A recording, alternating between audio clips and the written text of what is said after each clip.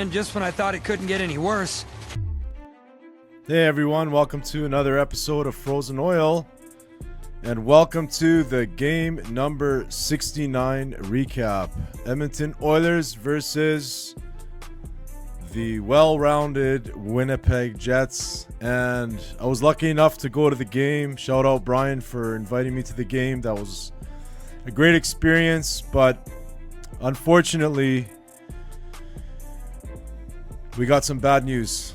Connor McDavid got injured, so I don't even know if it's worth talking about anything else other than the fact that Connor McDavid sustained an injury and missed the third period, and apparently Connor's out for probably a week, so I would assume he might be back at the earliest for the Battle of Alberta, which is next Saturday, but he's definitely going to be out for the game on Saturday night versus the Kraken. So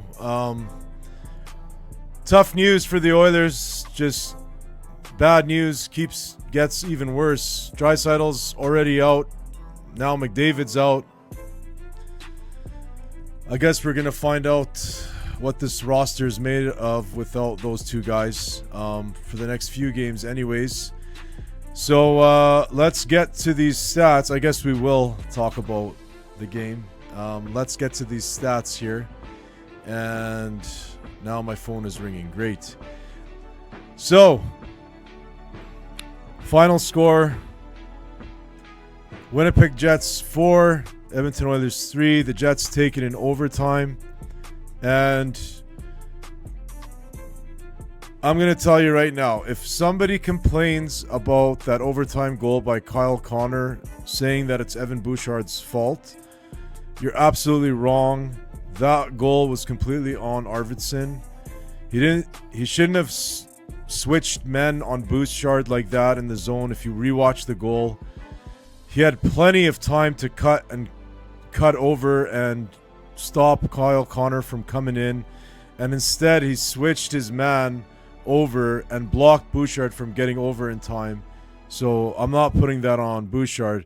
The good news is the Oilers got a point. So personally, without Draisaitl and missing McDavid, for the third period, at the end of the day, I'm still happy the Oilers got a point because this division is getting harder and harder, and getting at least a point in that game in the long run for securing a playoff spot, it was very important.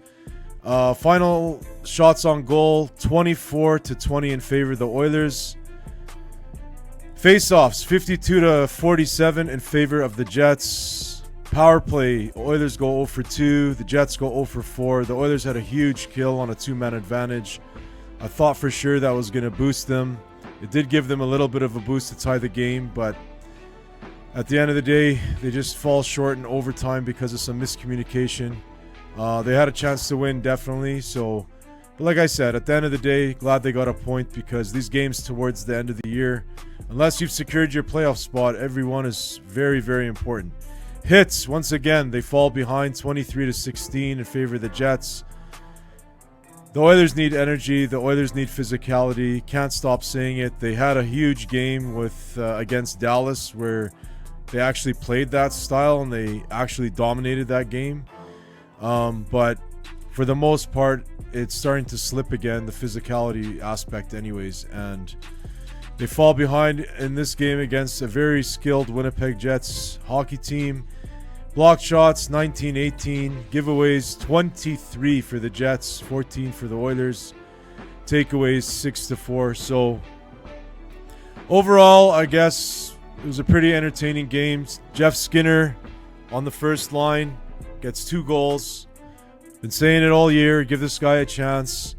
And he's a goal scorer. So he's going to score goals that, normally players, without that goal scorer's goal touch, they're typically not going to score from that distance. And his first goal is a prime example of that. Just cuts down the middle, wrists it, and scores on probably the best goalie in the league right now, which is Connor Hellebuyck.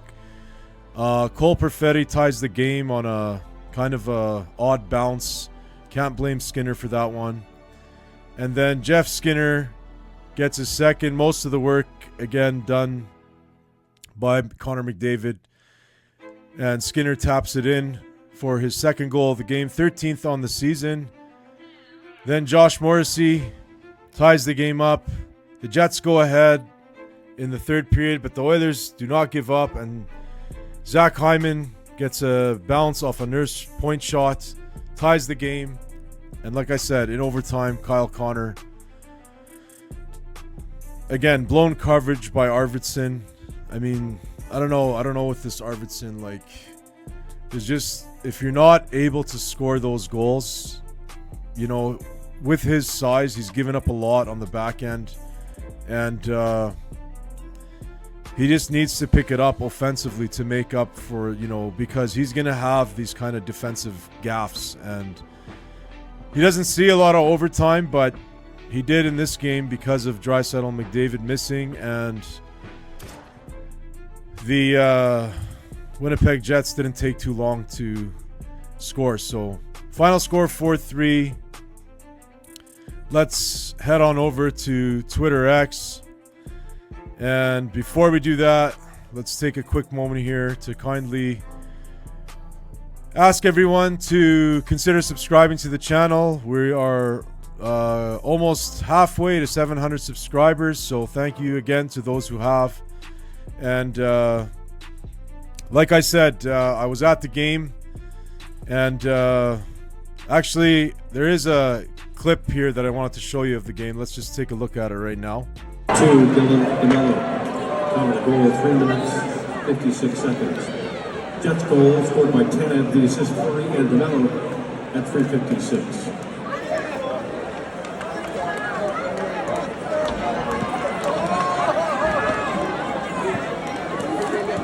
Best mascot in the NHL. So yeah, obviously Hunter, I think, is the best mascot in the NHL. Good to see Hunter out and about in person, live at the game. That was awesome. You thought I was probably going to put some other cool exclusive footage, but that's the one we went with. And so now let's get to the Twitter X here. And quick reminder, our handle is @FrozenOilHockey. You can follow us on Twitter X. We are just a few followers away from 800, so thanks to everyone that's done that. Great community on there. Oilers news in a flash. And let's take a look at some of these comments. So, first one is from Bob Stauffer. Connor McDavid is getting an MRI today, according to the Edmonton Oilers head coach Chris Knoblauch. Neither McDavid nor Leon Draisaitl will play tomorrow versus Seattle. So that's confirmed that they're both not going to play. And he's getting an MRI. I don't know if it's his rib or his shoulder or what. Looked like his rib, but they said he's going to be out for probably a week. So wish him and Dry a speedy recovery. We're going to need those guys. But we also want them to be rested for the playoffs. So who knows? Next one here is from Adam @OilersAdam. May Connor McDavid and Leon Draisaitl both heal quickly. Amen. He has a picture of Nuge there praying. Next one is from Vince @Oilers97. With Draisaitl and McDavid out, they can finally try the new players they picked up at the trade deadline. And it's the classic gif of Will Smith from Fresh Prince in the empty living room. So, as in, i.e. nobody. And like I said, it's going to give the Oilers an opportunity here to, you know, give some other players some time and kind of see what they can do. They're going to get a lot more time. I mean, Draisaitl and McDavid both eat up over 20 to 25 minutes a game, depending on how the game's going. So, a lot of extra ice time. And they are playing the Kraken, so hopefully they can get the win, but we'll see. Next one is from Tracy Armstrong. Broberg is good and Holloway is too. But why are there still continuous conversations regarding the Oilers and the what if question mark? It's Dunzo, over, finished, chapter closed, different team, different stats. With the gif there, build a bridge and get over it. And I'm going to obviously counter this comment because once again, the Edmonton Oilers are looking for the exact same two players that they let go away. And even if we got rid of Broberg, we made a move to pick up Wallman, which makes up a little bit for the Broberg loss. He's a lot older. He's 5 years older than Broberg, but he's a lot, more developed than Broberg is right now. But I'll tell you right now, if Broberg keeps going on the trajectory that he's at, he's going to be a humongous steal for the St. Louis Blues. Not that he isn't already. His current stats, 57 games, 7 goals, 15 assists, plus 13, an average time on ice of 20 minutes, 21 seconds. Those are big boy stats on D, and he scored an overtime winner yesterday for them as well, contributing offensively. I said it so many times during the Stanley Cup playoffs, this guy's a stud. Even though we lost Game 7, was so looking forward to this guy developing even more. Gave him away for a second rounder and already traded that pick.